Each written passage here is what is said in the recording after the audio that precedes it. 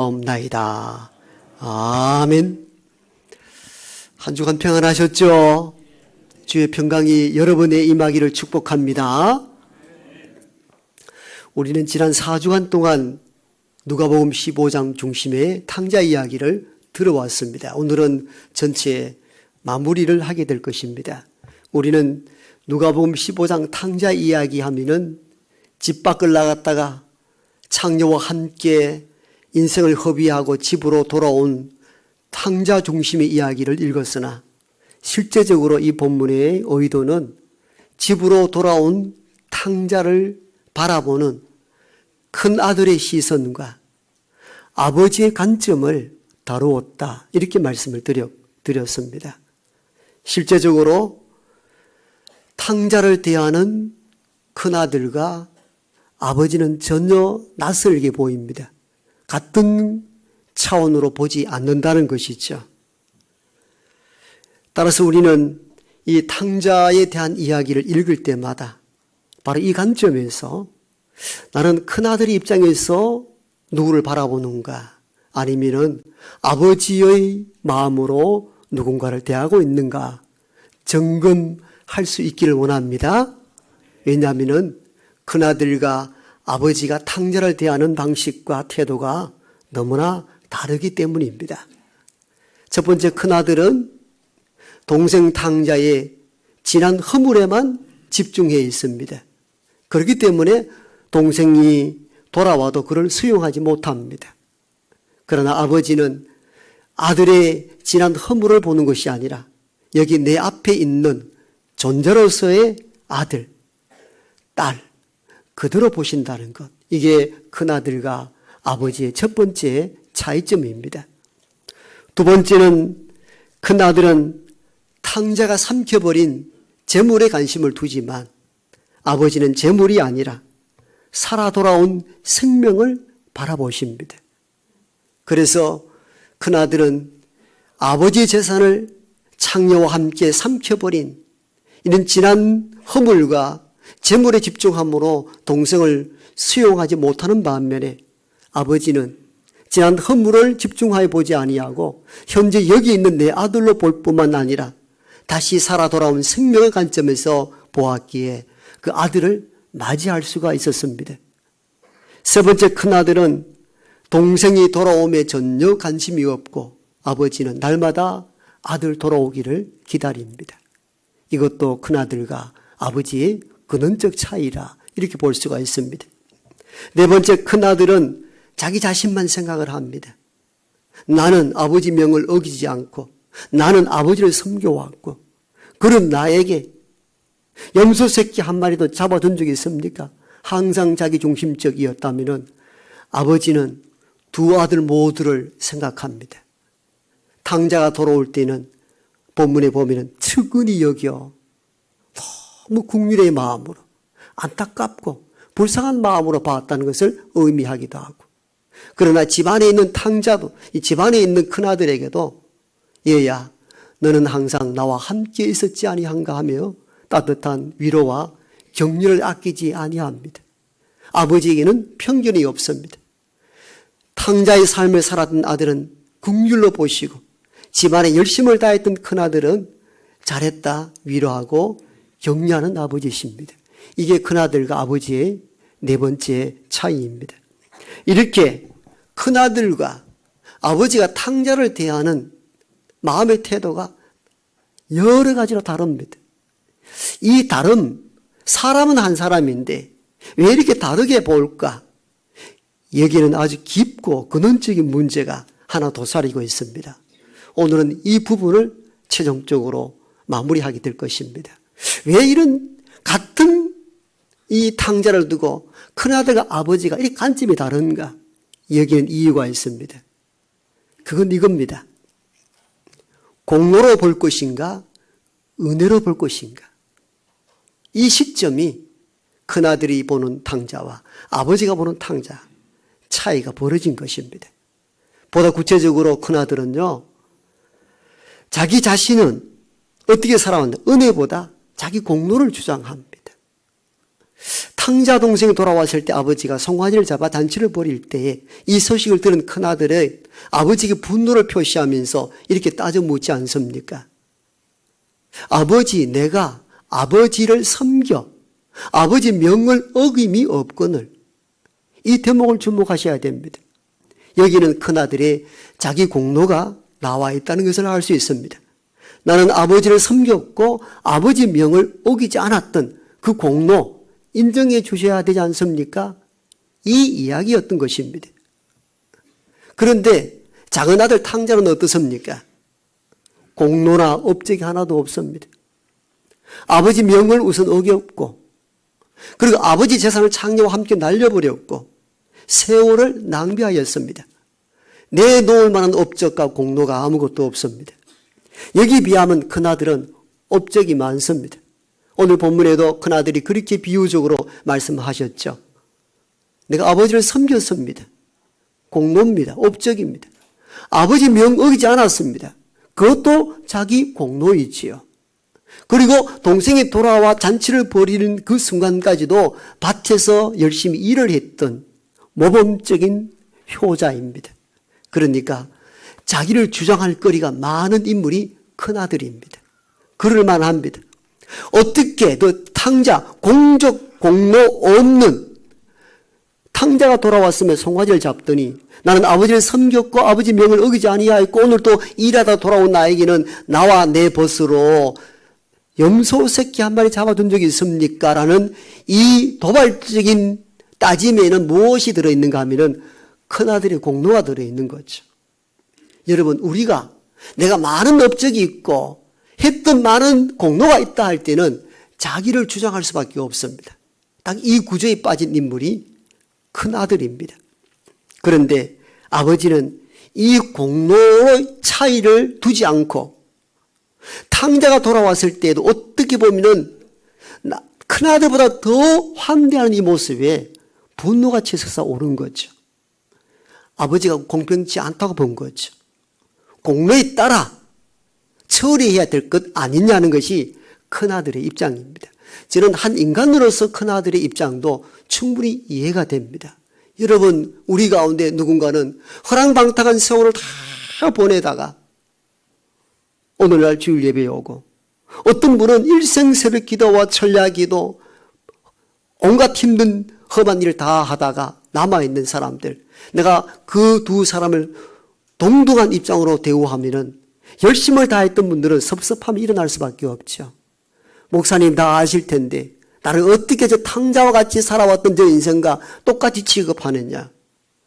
공로사상은 우리에게 없는 것 같아 보이는데 스물스물하게 안개처럼 솟아나는 것이 인간의 업적과 공로에 대한 사상입니다. 큰아들이 바로 이런 입장에 놓여 있습니다. 내 공로가 크다, 내 업적이 많다 생각하니까 아버지에게 섭섭할 수밖에 없었고 원망과 불평을 터뜨릴 수 있는 이유가 바로 공로 사상에서 기인합니다.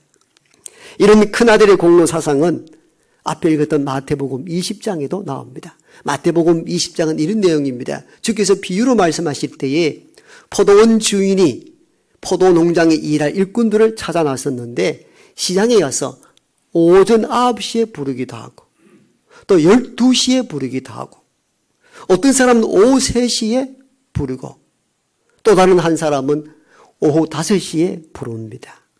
하루에 일이 끝이 났고 그들에게 하루에 품삯을 준다 약속을 했습니다. 그래서 이 주인은 희한하게도 아침 9시부터 와서 일한 사람들에게 먼저 품삯을 주는 것이 아니고 제일 나중에 온 오후 5시에 와서 1시간 일한 사람에게도 하루에 품삯, 지금 한 20만 원으로 칩시다. 20만 원을 줍니다. 오후 3시에 와서 한 2-3시간 일한 사람에게도 또 일당 20만 원을 줍니다. 아침 일찍 와서 종일토록 일한 9시에 온 이 사람 쫙 지켜보니까 기대가 됩니다. 왜? 1시간 일한 사람도 20만 원을 주니까 종일토록 일한 나에게는 한 40이나 50은 줄 줄 알았는데 꼴찌로 주면서 똑같은 20만 원을 줍니다. 여러분 같으면 어떻겠어요? 폭발하겠어요? 안 하겠어요? 폭발하죠. 말도 안 되는 일들이 지금 일어난 거잖아요. 그래서 9시에 와서 종일 일한 사람이 주인에게 따져 묻습니다. 아니, 오후 늦게 와서 한두 시간 일한 사람도 하루 품삯. 오전 9시에 와서 대학볕 아래 종일토록 애쓰고 수고한 나에게도 똑같은 하루 품삯이라니 이게 말이 됩니까? 어떻게 이렇게 일을 처리합니까? 그렇게 따져 묻는 장면이 나오죠. 여러분, 한두 시간 일한 사람에 비해서 9시간, 8시간 이상 일한 사람은 내 업적이 많은 거죠. 내 공로가 크죠. 그런데 어떻게 똑같이 대우할 수 있느냐는 겁니다. 있을 수 없는 일을 하고 있다는 것이죠. 그렇죠.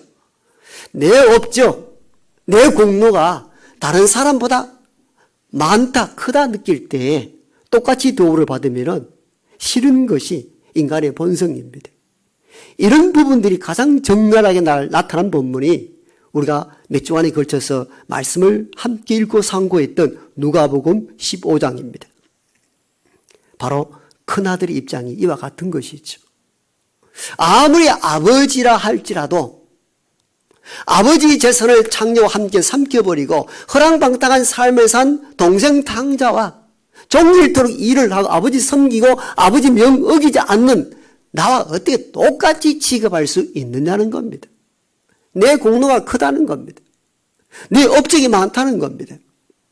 내 업적과 내 공로가 많다 할 때 나타나는 현상은 바로 불평입니다. 감사할 수가 없죠.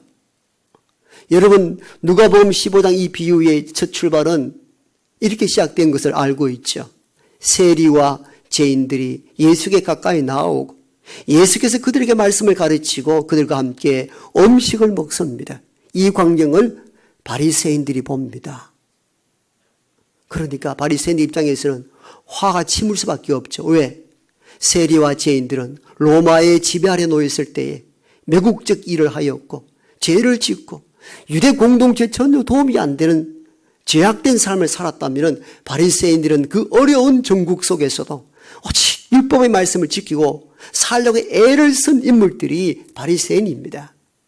그런데 어떻게 예수님께서 이 사실을 알면서도 세리와 죄인들을 같은 유다의 백성으로 받아들이냐 이겁니다. 공로로 따져보니까 말도 안 되잖아요. 그러니까 바리새인들이 예수를 수군거리고 비난했던 이유가 거기 있습니다. 우리는 이 사실을 통하여 공로 사상에 빠졌을 때 감사가 없어지고 불평만 남는다는 것이 성경이 주는 첫 번째 메시지이고 이것이 큰아들의 입장입니다. 그럼 아버지의 입장은 무엇입니까? 공로가 아니라 은혜라는 것입니다. 네 공로가 있기 전에 은혜가 선행되어 있다는 것입니다. 큰아들이 자기 공로를 이야기하면서 아버지에게 따져 묻죠. 아버지, 내가 아버지를 섬겼고 아버지 명을 어기지 않았습니다. 내 공로 인정해 주세요. 라고 할 때 아버지는 큰아들에게 이렇게 인자하게 답변을 하죠. 얘야, 너는 항상 나와 함께 있었지 아니하냐. 여러분, 이 말씀을 깊이 상고하셔야 됩니다. 얘야, 너는 나와 항상 함께 있었지 아니하냐. 무슨 의미의 메시지입니까? 얘야, 네가 부지런히 산 것 내 안다. 아버지 섬기고 명 어기지 않았던 것도 안다. 그런데 너는 누구와 함께 사느냐? 아버지와 함께 아버지 그늘 아래 살아오지 않았느냐는 질문이었던 것입니다. 네가 열심히 산 것, 너 동생보다 온전히 산 것 안다.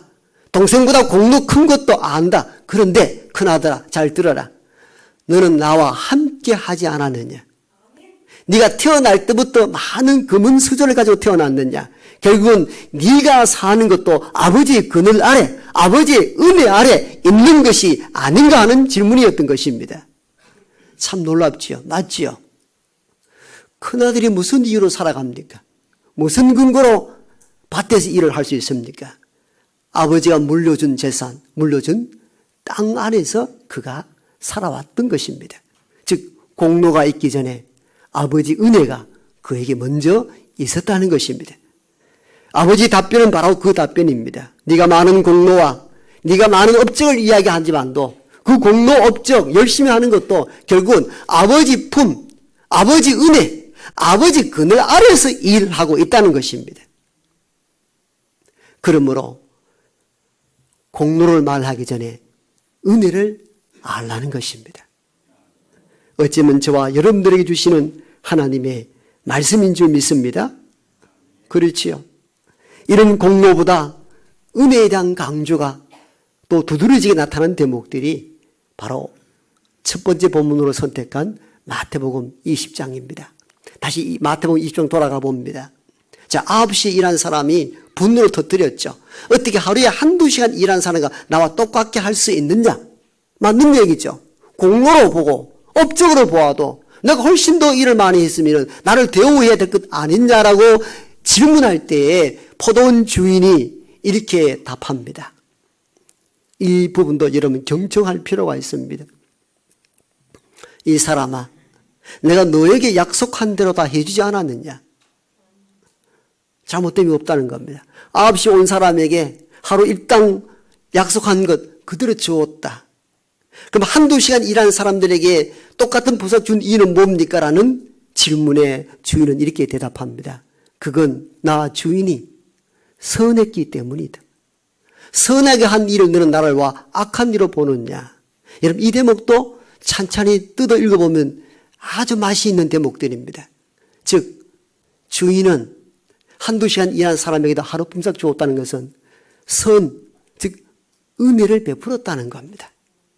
오늘 하루 살아가지 못하는 인생에게 일자리를 제공해 주므로 그가 일을 하여 삭을 받고 그 삭으로 가난한 가족들을 먹여 살릴 수 있도록 주인이 은혜를 베풀었다는 겁니다.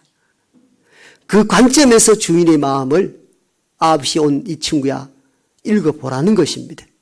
결국은 마태복음 20장도 자세히 읽어보면 더 놀라운 것이 9시에 온 사람은 자기 공로를 주장하지만도 공로가 있기 전에 포도원 주인의 은혜가 선행되었습니다. 왜요? 그들은 할 일이 없어서 시장터에서 놀고 있었다고 비유는 출발합니다. 놀고 있었습니다. 오늘날 같으면 실업자예요. 갈 데가 없는 인생이에요. 아무도 나를 찾아주지 않습니다. 그래서 시장에 나가서 이것저것 구경하며 소일거리로 놀고 있는데 그때 포도원 주인이 그를 선택하여 부르신 것입니다. 불러서 일하게 만들고 하루에 품삯을 주어서 가족 생계를 이어가게 하셨습니다. 자, 이 대목에서 우리는 9시에 온 사람의 공로가 크냐? 주인의 은혜가 선행되었느냐?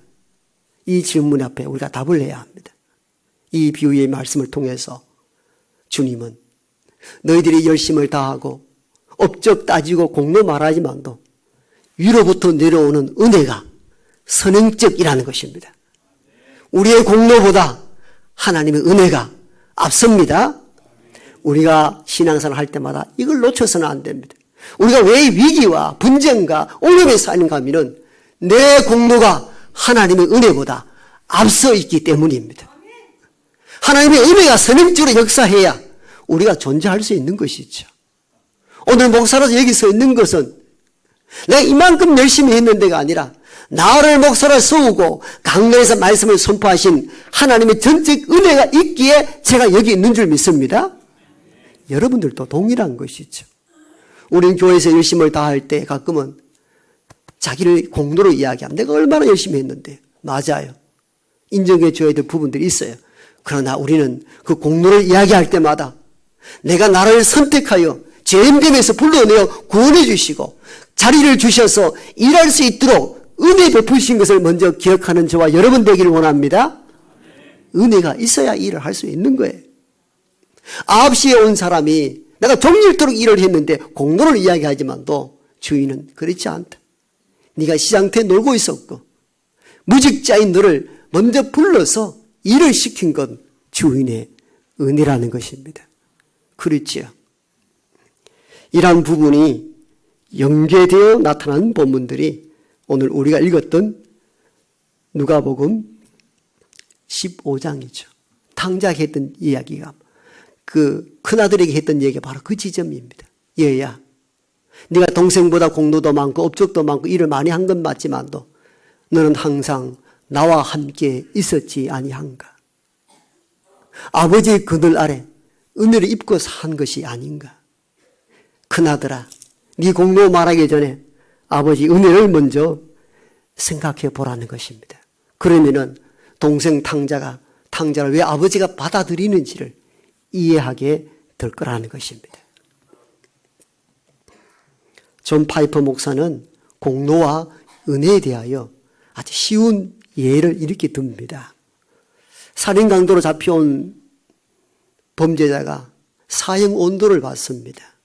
죽을 날만 기다리고 있는 어느 날 왕의 명령이 떨어져 특별 사면으로 풀려나게 됩니다. 죽었을 몸이 살고 얽매였던 인생이 자유자가 된 것입니다.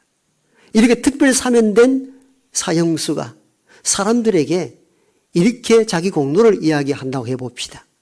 그래도 내가 감옥서에 있을 때에 모범으로서 열심히 활동하지 않았나? 그렇게 주장한다면 그 공로가 인정받을 수 있겠느냐? 이 질문을 던집니다. 왕의 특별 사면이라는 은혜가 선언적으로 존재하지 않고 사형수가 어떻게 옥에서 풀려날 수 있습니까? 풀려날 수 없는 것이죠. 존 파이퍼 목사는 그 얘기를 하는 거죠. 대부분 우리가 그렇게 산다. 죽을 죄인이었던 우리를 하나님이 왜 아들 예수를 보내서 우리를 죽음에서 구원으로 살려주셨는데 이 은혜를 잊고 우리는 이렇게 이야기한다는 거예요. 내가 열심히 살았는데 하나님 뭐합니까? 이렇게 한다는 거예요. 공로가 아니요 은혜입니다. 공로가 아니요 은혜입니다. 이걸 잊지 마셔야 합니다. 신앙생활을 하다 보면은 바리새인화 되어가는 우리를 만나게 됩니다.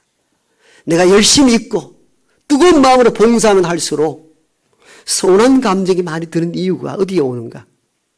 내 공로를 앞세우기 때문입니다.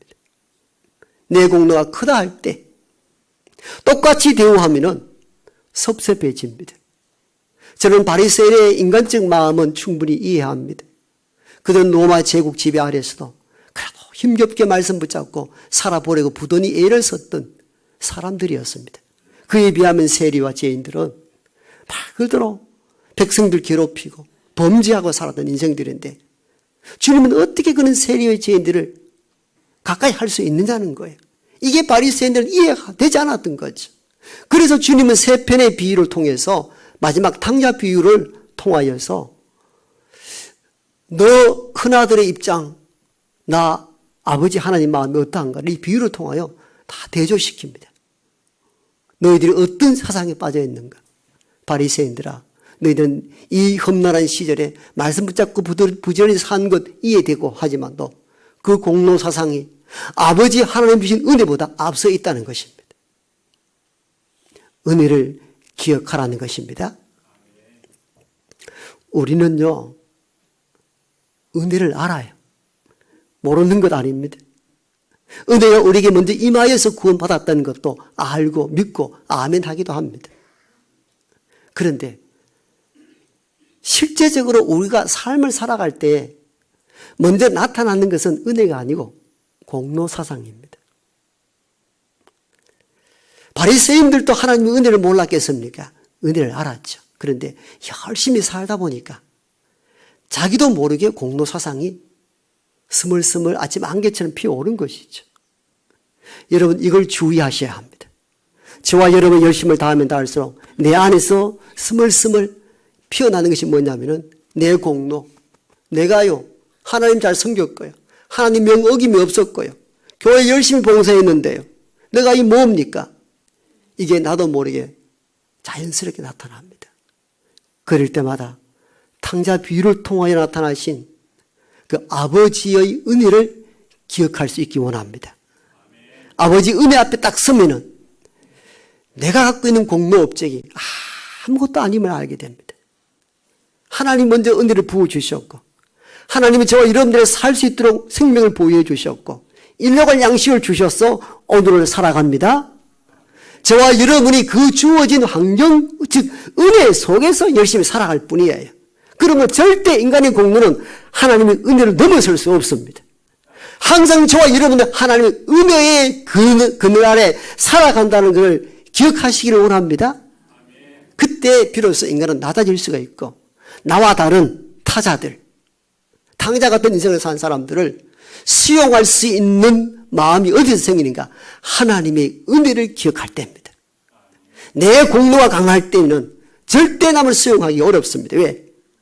내가 비교가 되잖아요. 내가 이만큼 열심히 했는데 어떻게 똑같이 인간 대우를 받을 수 있느냐? 받아들일 수가 없습니다. 그래서 공로는 멀어지고 은혜를 가까이 하는 우리 모두가 되기를 축복합니다. 아버지 하나님,